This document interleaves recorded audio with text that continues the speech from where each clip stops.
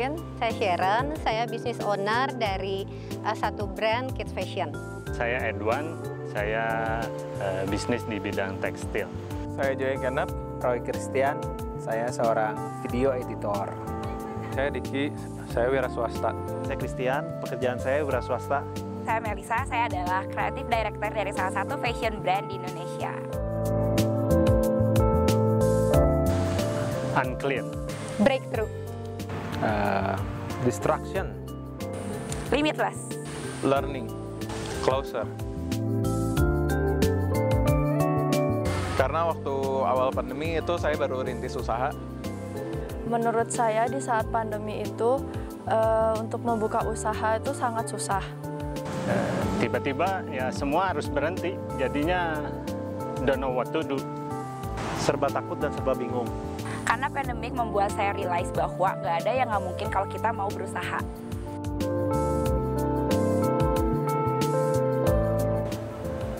Ya ini kejadiannya gara-gara gue kerja di sebuah perusahaan video gitu ya. Ya nggak ada orang yang mau sama sekali keluar selama pandemi.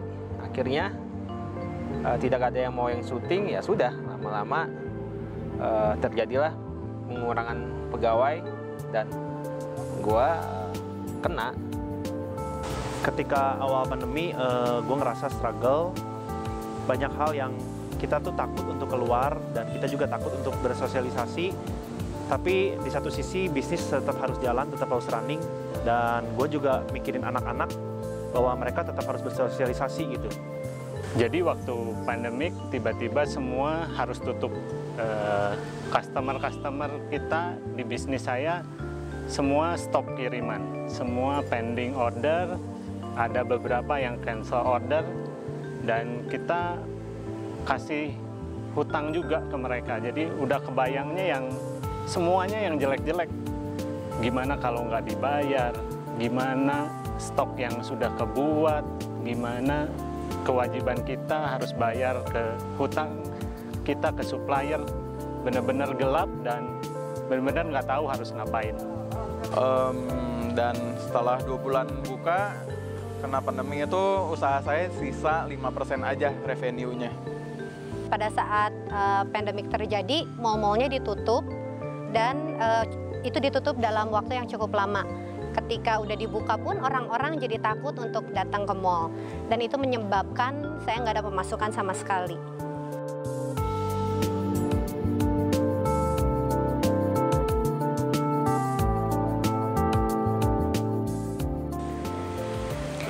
Saat itu mau nggak mau saya harus membangun bisnis di jalur online. Dan puji Tuhan sejak online-nya jalan, ada sales lagi dan ada pemasukan lagi, dan saat ini sales secara online-nya terus meningkat. Setelah tutup 1,5 bulan, akhirnya kita memutuskan untuk buka kembali. Dan setelah buka, saya belajar banyak hal untuk bekerja lebih efisien dan untuk memproduksi dengan lebih efisien juga. Terus dijalani, terus cari ide-ide baru lagi untuk running bisnis. Sama saya yakin bahwa Tuhan Yesus pasti punya rencana yang indah, punya rencana yang besar di balik pandemi ini. Yang pertama, yang pasti itu adalah berdoa, kemudian berserah pada Tuhan. Karena aku yakin pandemik ini tuh benar-benar pukulan cukup berat untuk kita semua. Karena di depan kita tuh semua menjadi unclear. Tapi kita harus tetap keep in faith, karena bersama Tuhan gak ada yang mustahil. Di saat banyak orang yang banyak berjualan, saya mempelajari apa saja produk-produk yang belum dijual oleh kebanyakan masyarakat. Dan di situ juga saya belajar untuk mencoba resep, mempelajari teknik-teknik foto untuk angle-angle yang bagus, dan juga bagaimana sih cara memasarin produk tersebut. Saat itu saya memutuskan untuk stop mikir-mikirin yang semua yang jelek, stop untuk terlalu khawatir berlebihan, dan saya mulai ngerjain apa yang bisa saya kerjakan. Mulai dari hal-hal yang bisa ada di tangan saya, yang bisa kita kerjakan. Dari situlah mulai ada sesuatu yang ternyata nggak seburuk apa yang kita bayangkan. Semuanya bisa diselesaikan satu persatu.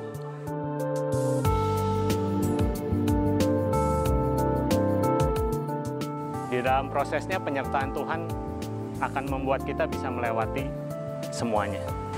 Ajak Tuhan masuk ke dalam hati kita. Dan kita lakuin apa yang kita bisa lakuin dan kita lakuin yang terbaik. Saya yakin Tuhan pasti akan buka jalan yang lain.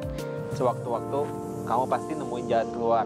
Tidak khawatir dan berserah kepada Tuhan. Ingat terus Tuhan selalu ada untuk kita, selalu ingin dekat dengan kita. Jangan sampai kita jauh dari Tuhan dan tidak menjawab panggilannya. And do not rely on your own insight.